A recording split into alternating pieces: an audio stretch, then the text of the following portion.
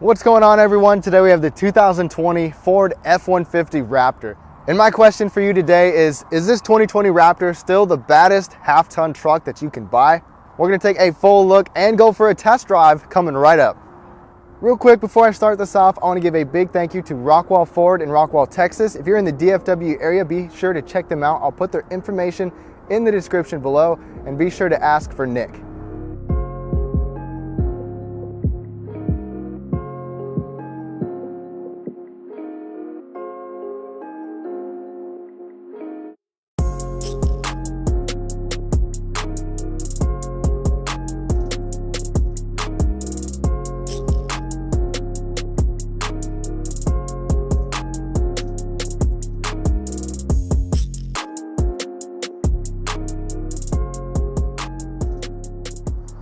Now, starting on the exterior, no big changes here, but let me show you everything that you get.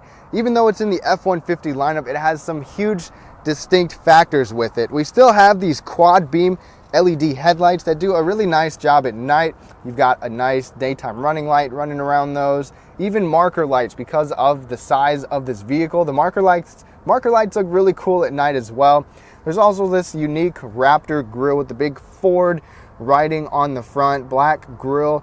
Even this Raptor specific performance bumper where you've got some air that can pass through it, and you've got a couple tow hooks, and it is metal as well. And don't forget the air extractors up on the hood to just give this a really nice stance, a skid plate underneath, huge, and even some really thick underbody suspension components, the control arms. Everything is just a second level up. Over here on the side, you've got this wide body, and you've still got a marker light right here. You've got these flared fenders, and there's even an air vent coming out the back of these flared fenders as well.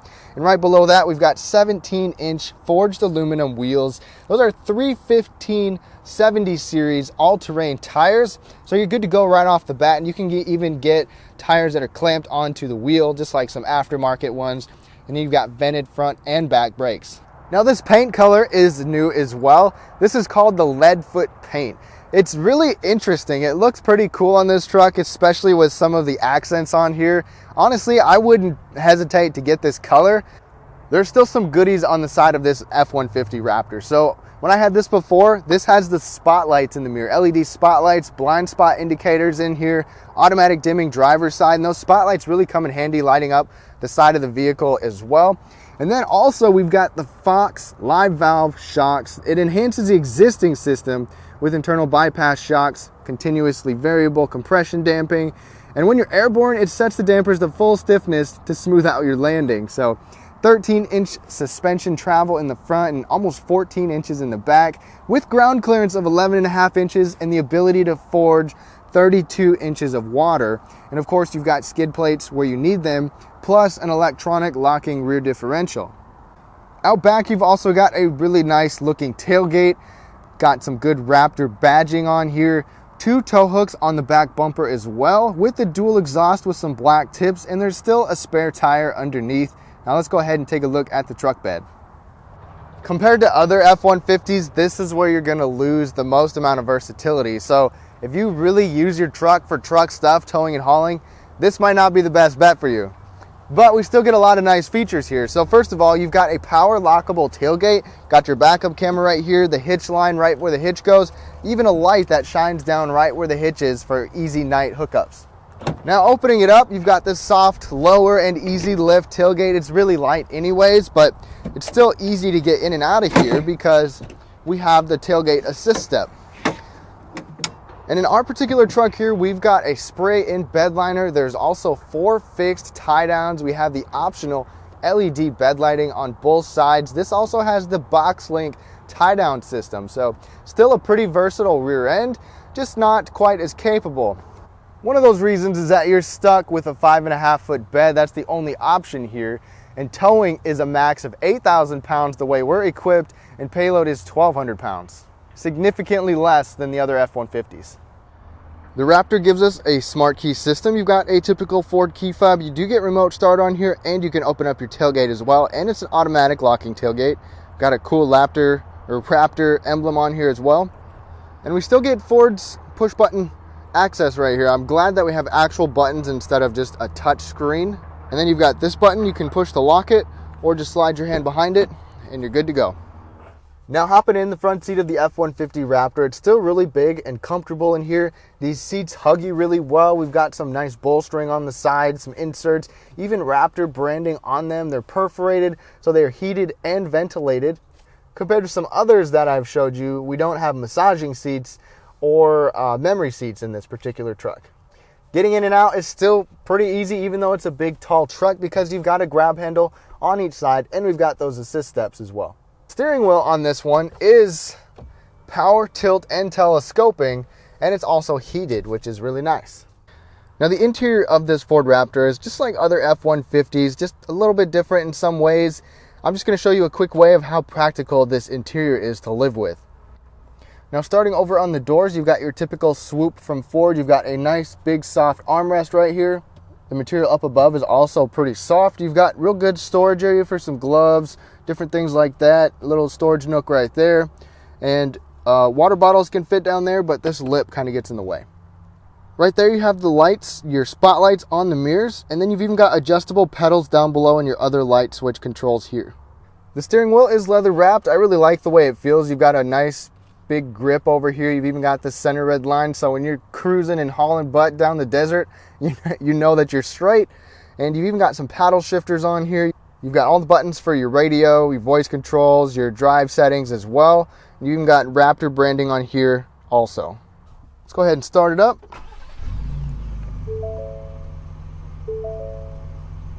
Now I'm not going to show you everything on here because I've shown you several other F-150s, but it's nice that you have this big, large 8-inch display. You can customize a lot of what you see on here, but I like how there's even an off-road thing right here for your pitch and your roll and where your traction's going, so that's pretty cool. You can customize all this, and we even have a blind spot, trailer blind spot, pre-collision system as well, so a lot of good stuff on this vehicle as well.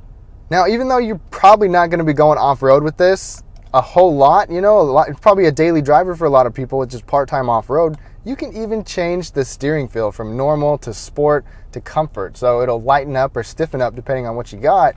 And then your terrain modes, you've got normal, sport. We'll put it in sport in the test drive. And then you've got your tow haul if you're going to tow and haul stuff in here. You've got a slippery one. You've got rock crawling. And then you got Baja. It's going to automatically shift you into four-wheel drive, 4 high. Then you've got deep snow and sand, and then we're back to our normal mode. Then we've got our own controls right here. You can shift between all of them, and you can even have it on automatic 4-wheel drive, so it'll kick in when it needs to. You still get trailer backup control, and I've actually never used that, but from what I've seen, that's pretty awesome. You just turn the knob, get it to where you want to go. Trailer brake controller down here. Still got Ford's 8-inch Sync 3 system. I've shown you this before. I'm not going to show you right now, but we've got the B&O audio system on here. You still get some physical controls and some real physical knobs down here, which is good to see. There's a lot that you can control on there. Apple CarPlay, Android Auto. We even have a 360 camera, so we can go ahead and hit that button, and then you can see around you. It's pretty cool. You can have a split view. You can see where it's showing you right here, which is pretty awesome. We've also got our trail control button up there as well, which is basically like cruise control for off-roading. You just have to focus on the steering, and it's going to put it in four-wheel drive. You can only use it in four-wheel drive between 1 and 20 miles an hour. It's going to do the rest for you. This is a pretty big cab, so it's nice to see that we have dual zone AC, and then you've got your seat controls down there as well. Really large storage bin, a couple USB ports on top of that. You've got a traditional shifter in this one, your lane keeping button. Nice big area right here to store something like a phone or your water bottles over here, and there's even some ambient lighting inside of those water bottle holes. This armrest is massive, and it's really comfortable. It's easy, nice to rest your arm on. We've got this sliding tray right here. You've got a 12-volt power outlet over there. Really large bin overall. Up above, we've got a nice soft bin right there, and that is a pretty large bin. It's even got a rubber liner inside of it. Another nice feature on this one is a power sliding rear window. You can get an automatic dimming rearview mirror, but we already have garage controls on here. You've got all the switches for any additional accessories that you want, which is great. You've got 6 of them, so you can add a lot of stuff, some LED light bars, whatever kind of stuff you want. You got LED lights up there, sunglass holder, and then we have the twin panel moonroof right here as well. And you can get that to go all the way back, way over the passengers. There's an extra little storage cubby right above the locking glove box as well. Because we have the Super Crew for this F-150 Raptor, these back seats are super spacious. There's tons of room overall, headroom, legroom, hip room, all that good stuff. Sitting right here, I've got absolutely no problem whatsoever. Legroom is great. Headroom is pretty good. You could probably be 6 foot maybe and sit back here without your head touching. Hard to say. We've got a center folding armrest right here with a couple of cup holders. Right in front of us, we've got a couple USB ports, an actual 110 volt power outlet you can plug into, a 12 volt power outlet, AC vents, and heated rear seats on these outboard sides. And another nice convenience is we've got mat pockets on both seats and 2 cup holders right there as well. And for getting in and out, if it's difficult for some of you or any of your passengers, you've got a nice grab handle on both sides. And one of my favorite parts about the F-150 Raptor or any of these full-size trucks is the fact that you can fold up the rear seats. You've got a 40-60 fold, so you can have one up or both up, and a completely flat load floor, flatter than that Silverado that I was in last time, which is fantastic. Really, the only thing that this is lacking compared to, for say, the Ram, is the fact that these seats can't recline at all. But still, I'm pretty comfortable here. Now, under the hood for this 2020 F-150 Raptor, nothing's different than last year, but before you dismiss this truck for having a turbo V6, be sure to listen in, because this is the high output 3.5 liter twin turbo EcoBoost. It puts out 450 horsepower, which is massive, and then 510 pound-feet of torque. That's paired with the 10-speed automatic transmission we've seen in the other F-150s. Miles per gallon is going to be 15 city, 18 highway, 16 combined, and this Super Crew model gets a huge 36-gallon fuel tank, so you're going to need it. And one reason I said don't dismiss it is because this is direct and port injected, which is fantastic. So hopefully you get the longevity even though you've got a turbo here instead of just a purely gasoline direct injected turbo engine.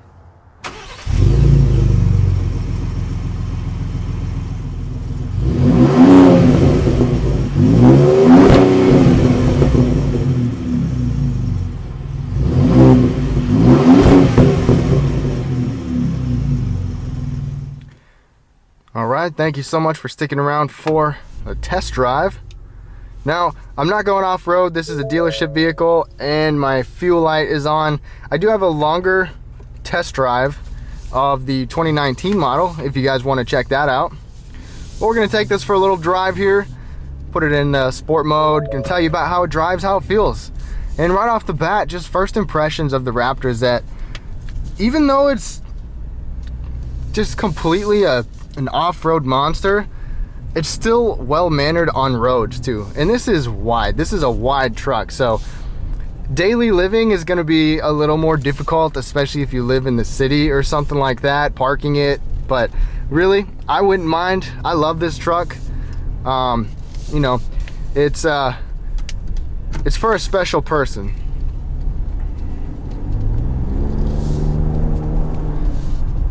Now, even though that V6 turbo doesn't sound, you know, quite as good as some V8s, it's still a very potent engine, very potent. I mean, 450 horsepower, that's nuts. 510 pound-feet of torque, that's nuts too. And this generation Raptor is actually 500 pounds lighter. I believe that started, the 2019 model started out 500 pounds lighter than the one before. And I've got the steering in just normal mode. It's kind of a medium. It's fairly light, not a whole lot of weight to it. I'm gonna put it in sport mode. Gets a little bit tighter, and that could definitely be important to have some tighter steering when you are just cruising down a straightaway and you've got your straight line, you know, out in the desert. So if you catch some sand and it kind of torques your wheel a little bit, it's going to be a little stiffer. Now, last year when I had one of these Raptors, I had some family with me. I was driving it every day, drove it to work, highway, city, hauling people around and stuff like that, and it was great. I mean, there was not a complaint in the world. It's quiet. It handles just fine for a big vehicle. It's kind of bouncy, of course, but what do you expect with a vehicle like this? Now, let's put it in sport mode. I'm not going to use the others because we're not going off-road or anything, but sport mode's automatically going to give you more aggressive driving.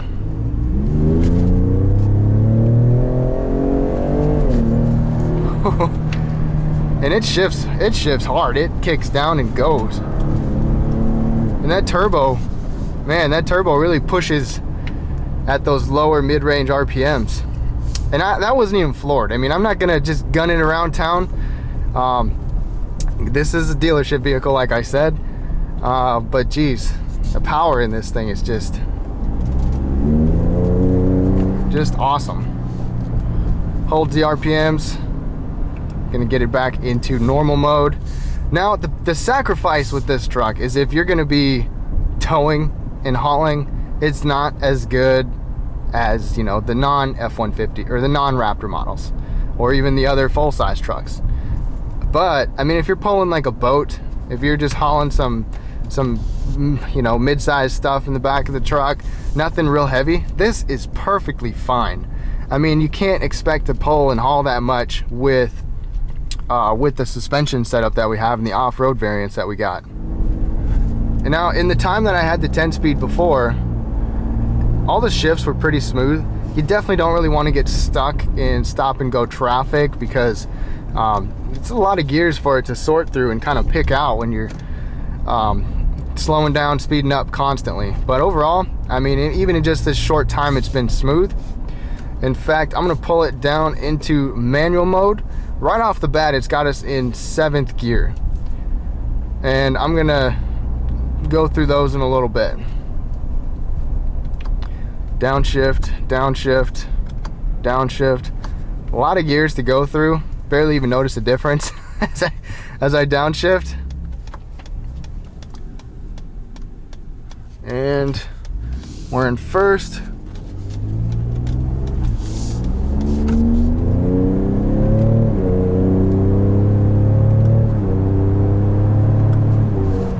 It just goes through those gears pretty quick.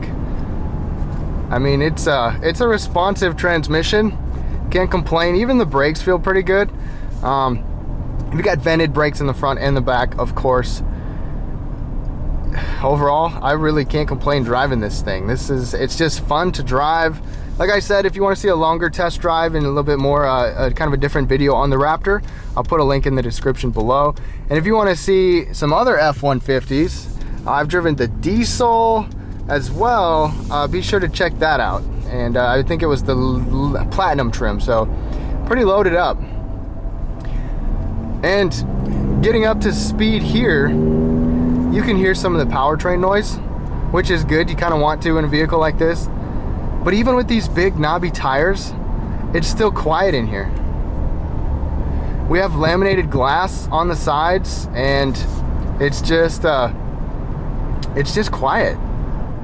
I took decibel ratings before, and pretty much all the full-size trucks that I've had lately have been quiet and very impressive. And it's still actually pretty smooth. This is blacktop here, but I mean, this is a comfortable vehicle to drive around. Obviously, the interior could be nicer. It could be, you know, some better materials in some areas, but really, what more can you ask for? It's got good storage, it's got good functionality, good practicality, it's easy to live with, it's spacious. So I want to know what you think of the Raptor down below.